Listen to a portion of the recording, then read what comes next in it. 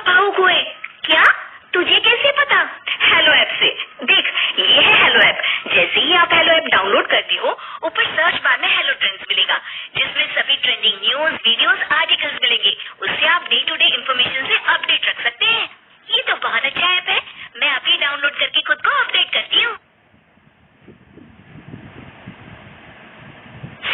राशि को अपने बेटे को विदेश में पढ़ाने का बड़ा शौक था, लेकिन वो क्या जानती कि बेटा विदेश से विदेशी बहू ले आएगा, वो भी कोई और देश नहीं बल्कि चाइना की बहू। माँ, ये सांसू है। क्या है बेटा? क्या है ये?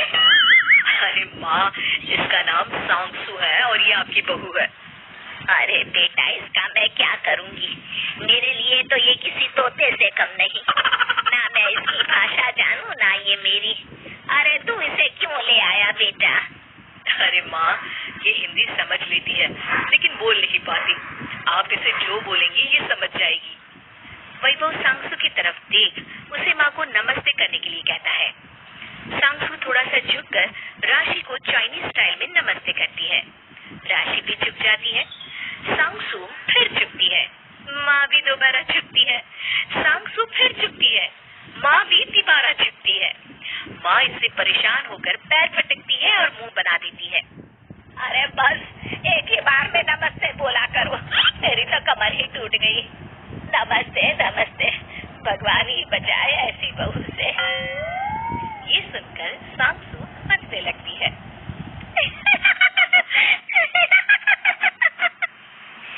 अगले दिन राशि खाने में रोटी बनाती है और सांसू और वैभव को खाने को देती है, लेकिन तभी सांसू खाना देखकर मुंह बनाने लगती है। वो वैभव की ओर इशारा कर उसे दीवार पर चल रही छिपकली दिखाती है। ओके ओके डार्लिंग, माँ ये कल तुम्हारे लिए बना देगी, ठीक है? आज तुम ये रोटी खा लो। अरे वैभव, क्या बना दूंगी है? बता, बहू क्या खाती है, क्या पसंद है उसे? माँ, तुम्हारी बहू बोल रही है कि उसे छिपकली खानी है। चाइना में तो ये लोग छिपकली बहुत ही चाव से खाते हैं। तभी सांसू वैभव के कान में कुछ कहती है। माँ, ये बोल रही है कि इसने कभी इतनी फ्रेश छिपकली नहीं खाई है। वैभव की माँ ये सुनकर सर पकड़ लेती है। अरे बेटा, ये क्या बोल रहा है? छिपकली भी कोई खाने की चीज है। और हाँ, मेरे घर की रसोई में ये सब नहीं बनेगा। वैसे और क्या शौक है बहू को, ये भी बता दे। कुछ नहीं माँ, ऐसे तो कोई शौक नहीं है सांसू को, बस खाने पीने की शौकीन है। अगले दिन पूरे पड़ोस में बात फैल जाती है कि राशि की बहू चाइनीज है।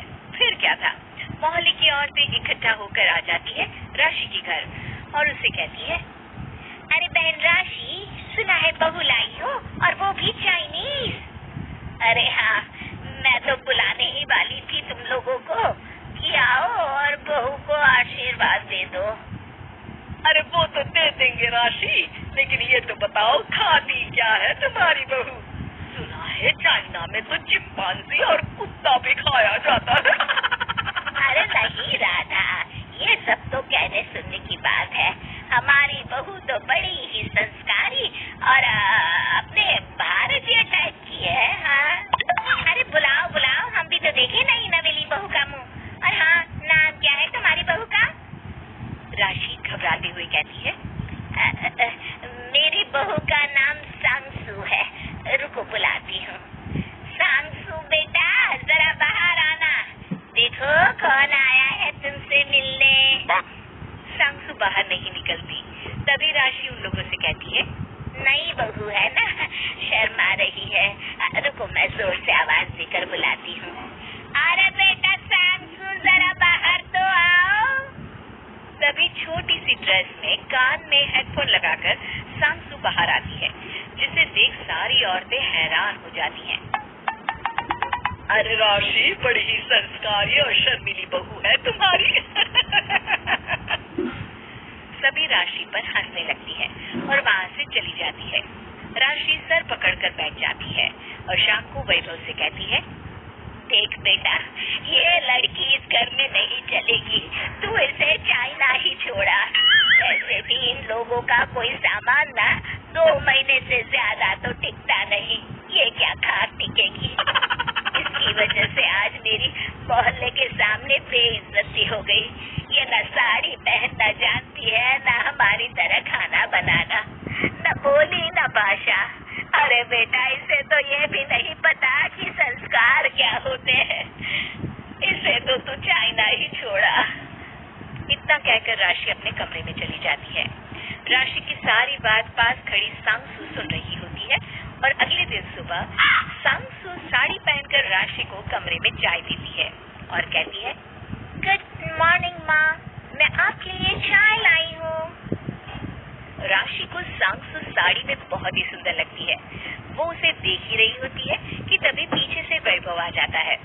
माँ, तुमने जो कल मुझे कहा था वो सांगसू समझ गई थी। वो रात में बहुत रोई कि उसे चाइना नहीं जाना है, वो हमारे साथ रहना चाहती है। माँ, उसने रात भर YouTube से साड़ी पहनना और चाय बनाना भी सीख लिया और अभी आपसे कुछ कहना चाहती है। राशि सांगसू की तरफ देखती है। माँ, मुझे एक मौका दे दीजिए प्लीज। ये सुनकर राशि सांगसू को गले लगा लेती है। गले लगते ही सांगसू को राशि की पीठ के पीछे की दीवार में छिपकली दिख जाती है और वो उसे पहले तो देखती है, फिर आंख बंद कर लेती है।